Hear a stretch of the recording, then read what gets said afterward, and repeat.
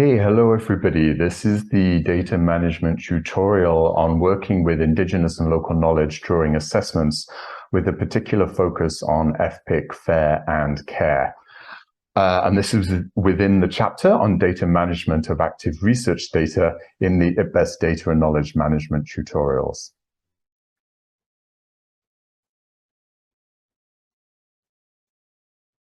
Okay, my name is Peter Bates and I work in the IPBES Technical Support Unit on Indigenous and Local Knowledge, which is based at UNESCO in Paris, France. And just to give you a quick introduction to this tutorial, we're going to explain how to approach the care and fair principles and free, prior and informed consent within IPBES, and we'll also be explaining what they mean. This forms only a small part of the broader methodological guidance to working with Indigenous and local knowledge in IPBES. And it also forms part of the implementation of the IPBES approach to recognizing and working with Indigenous and local knowledge, which was approved by the IPBES plenary in 2017. And just to note as well that we're always improving and changing our methods as we learn new things, as we undertake different activities. So this will be revised periodically. Okay, first of all, the CARE data principles. These were drafted at the International Data Week and Research Data Alliance plenary by a group of Indigenous peoples. And it was particularly with the recognition that open data and open science do not fully engage with Indigenous peoples' rights and interests. And in particular, the emphasis in open science on greater data sharing is somewhat at odds with assertions by Indigenous peoples for greater control over their knowledge. So just to briefly explain the CARE principles, the C is collective benefit, which is asserting the right to that Indigenous people should benefit from uses of their knowledge. Authority to control is that Indigenous people should be able to control the storage and use of their information and knowledge, but also how they're represented within data sets and research. Responsibility emphasizes that those who are working with Indigenous and local knowledge have a responsibility to ensure benefits to Indigenous peoples.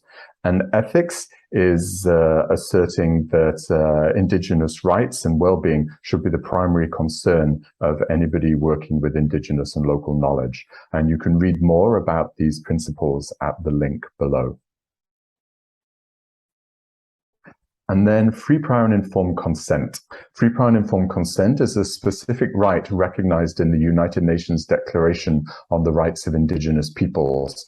And it allows Indigenous peoples to give or withhold consent to a project that may affect them. And this can apply to how their knowledge is gathered, used and managed within research processes. So it's really applicable to the work we do at IPBES. Free implies that consent is given without coercion or manipulation. Prior implies that consent or approval is sought sufficiently in advance so that people have time to think about the project that's being proposed and also to allow time for community decision-making processes to take place.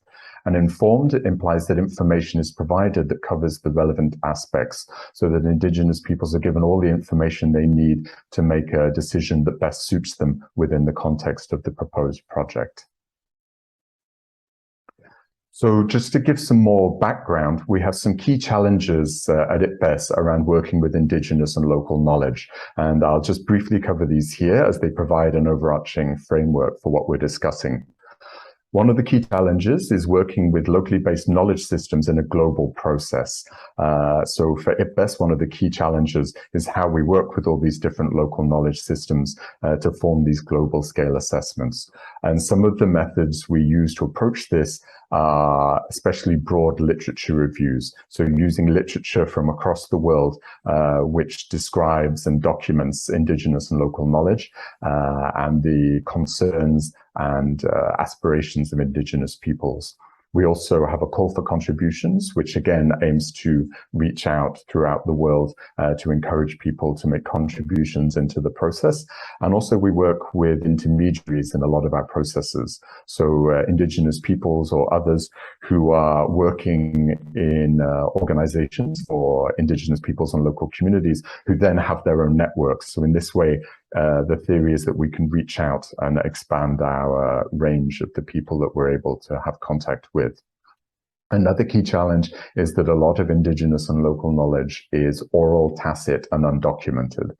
So a lot of the knowledge is simply not accessible through literature reviews. And some of the methods we use to try to approach this are the dialogue workshops, and also working with contributing authors who can be Indigenous peoples and local communities. And this is a way of trying to work with knowledge which isn't available in an already documented form. However, the dialogue workshops have a limited number of people that can participate. So then we go back to our first problem of how do you work with all of these different communities across the world in this global process. So some of these issues are relevant to keep in mind as we discuss the FPIC, FAIR and CARE. Okay, so key approaches in IPBES to working with FPIC, FAIR and CARE. Key challenges for IPBES around FAIR, CARE and FPIC. So where authors rely on existing literature, for example, in the literature reviews that we just discussed, it may not be possible to know if free, prior and informed consent principles were followed. So in theory, in each research process, ideally, free, prior and informed consent would have been carried out by the authors and researchers working with those communities. However, it's not always possible to tell if these principles were followed. And as often, literature reviews at IPBES can be hundreds or thousands of materials. It's not possible to go back to each set of researchers or each community and check that FPIC principles were followed. Another key issue, especially around free, prior and informed consent, is that Indigenous peoples and local communities don't actually have final consent over the findings of the IPBES assessments. So the IPBES assessments are intended to be an evaluation of the available knowledge and unbiased. So it's not possible for Indigenous peoples to assert what they would like the findings to be. Most IPBES products are also only available online, and additionally, most IPBES products, though not all, for example, the summaries for policymakers, are only available in English. So again, this is an issue for access when we're looking at the FAIR data principles and also CARE. And so there's no one-size-fits-all solution, and it requires careful consideration on a case-by-case basis, as opposed to following a rigid protocol. And this is what we'll be discussing in the following slides.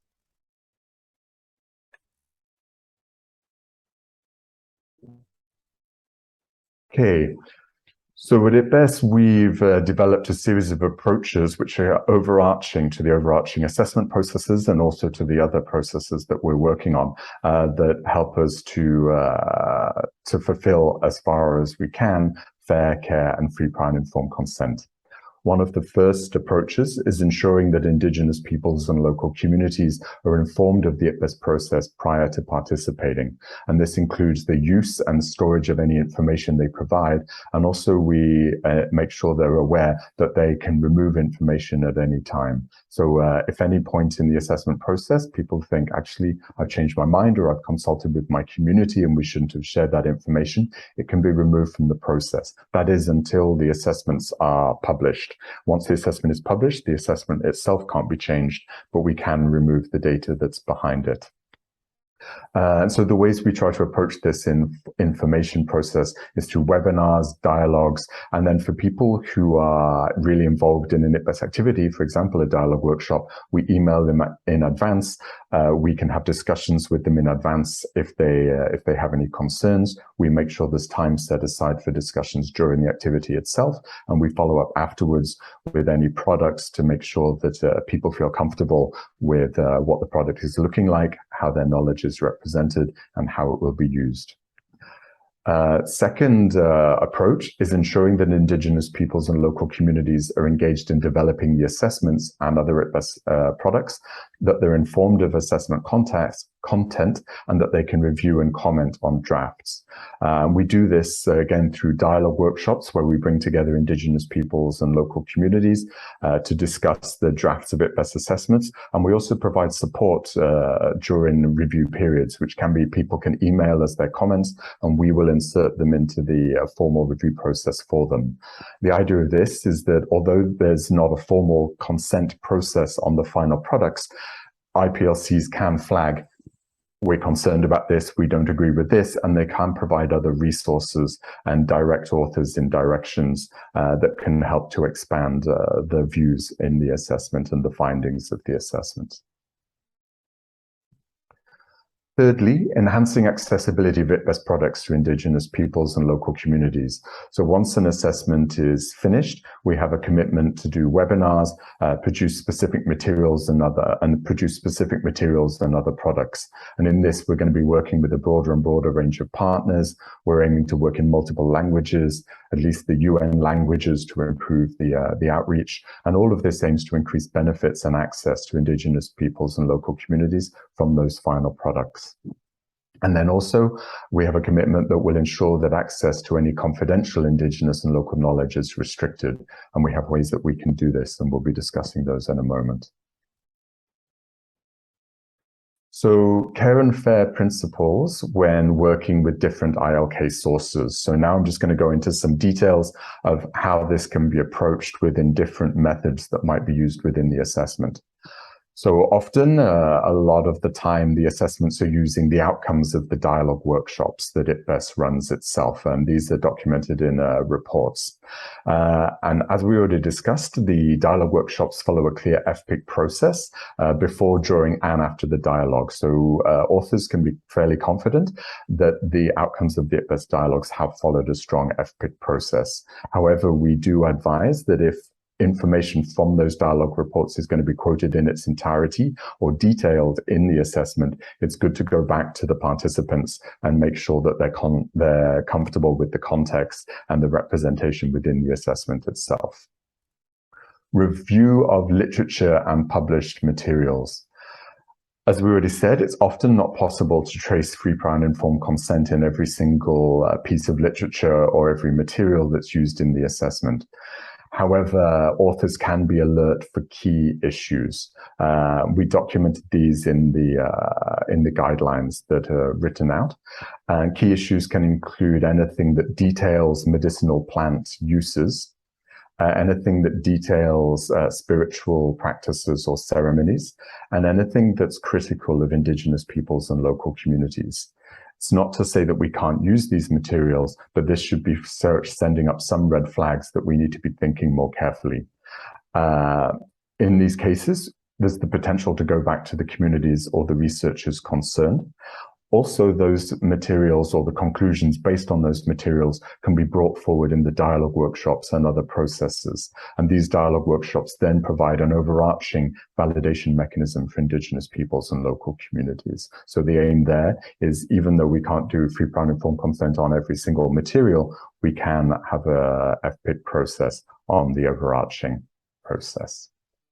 And then in terms of published materials, IPBES can support on publishing or storage with Indigenous peoples and local communities. So if somebody submits, for example, through the call for contributions, something that's not published anywhere, IPBES needs resources to be publicly available and findable in order for them to be used. So we can work with communities potentially on publishing their information. Some communities actually want to do that, or we can work with them to store it in the IPBES databases, but make sure that it's restricted access and it remains confidential.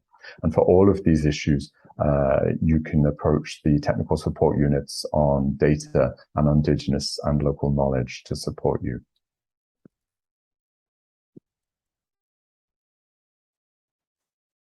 Contributing authors.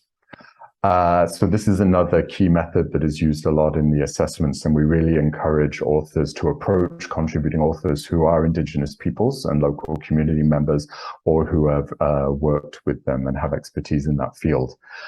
And a clear, free, prior, and informed consent process should be followed with IPLC contributing authors, and indeed with all contributing authors, to ensure that they understand and consent to the full proposed use, storage, and access to the information they provide. And where possible, drafts could be sent back to the contributing authors so they can see how their information was used in the context. We provide much more information on this in the guidelines, but it's just making sure people know that their contributions may not be used in full. They may be edited or synthesized. So it's to make sure that people are aware of all of these issues before they contribute. Contributing authors should also be asked to confirm that they are authorized to share any Indigenous and local knowledge and confirm that it's not confidential. So this can be particularly the case for people who are community members or are working as part of a community. We need to make sure that they are actually authorized to share that information. This can all be communicated in an initial email to the contributing authors, and a template is available, and the link for that is given there. And then finally, data management reports. This is documented and explained in much more detail in other areas of the data management tutorials.